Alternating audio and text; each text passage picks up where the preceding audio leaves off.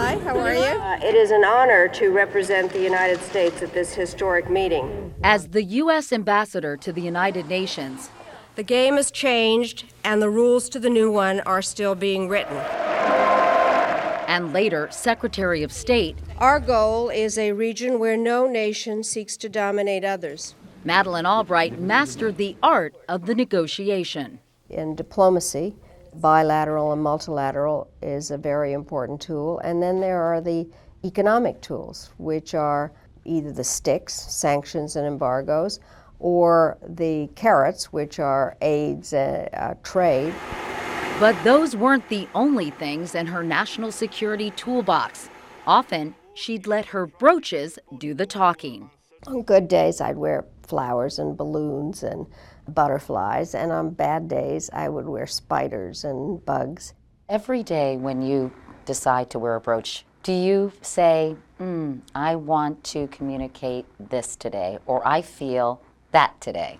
Well, it's not quite as organized as that, but I do really love them. I call them pins. I've decided that's kind of more up my alley than a brooch. Really? But why? What do you have against brooches? I think sounds a little old ladyish. A little old ladyish, right. Good morning, everybody. And before we begin, I really want to thank you all for being here. If anyone defies the stereotype of the little old lady, it's Albright. But I think next week, perfectly planned, is there is so much multilateral stuff going on.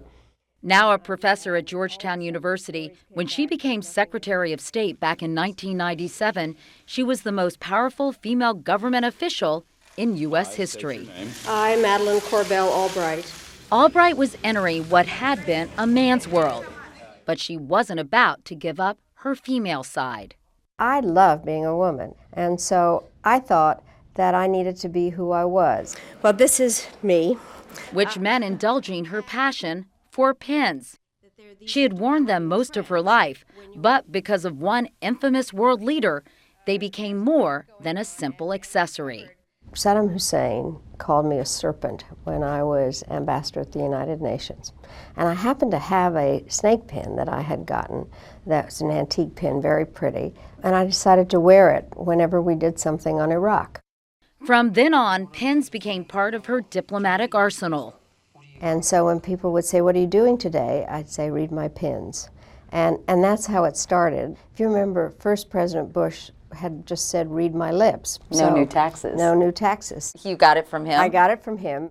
Read My Pins is the title of Albright's new book. And there's an exhibit opening Wednesday at the Museum of Arts and Design in New York City.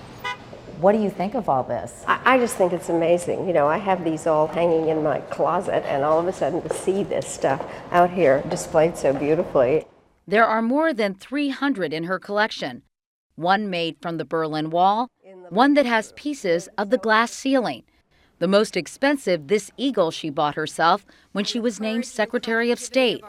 But most are priceless for other reasons. It's a democratic, small d, collection because it really is made up of a lot of costume jewelry, some of which I bought for $10 or, really inexpensive. And that's why I think the collection is so much fun, because it says anybody can do it. It's not made up of fancy jewels. The real value of the pins is in the stories they tell. Good afternoon. There's the Bluebird Albright wore in 1996 after the Cuban Air Force shot down 2 U.S. civilian planes, killing the pilots. Frankly, this is not cojones. This is cowardice. Usually I wore it with the head up, the bird soaring, but I wore it head down in honor of the pilots. Her message to Yasser Arafat, beware. Because we were doing a little bit of stinging along the way. He later gave her this butterfly. I float like a butterfly, sting like a bee. Something like that, right. This is a very cool pin, the Atlas pin. The Atlas pin. Do you wear it during trying times? Difficult times. I wore it when we had a lot of heavy lifting to do. Some pins are deeply personal. I wear this every Valentine's Day, and it was made by my daughter Katie when she was 5 years old. One from New Orleans, she says, is too precious to wear. A young man came up to me with a box and he said, "My mother died as a result of Katrina. My father had given her this pin for their 50th wedding anniversary. And we think that she would want you to have it.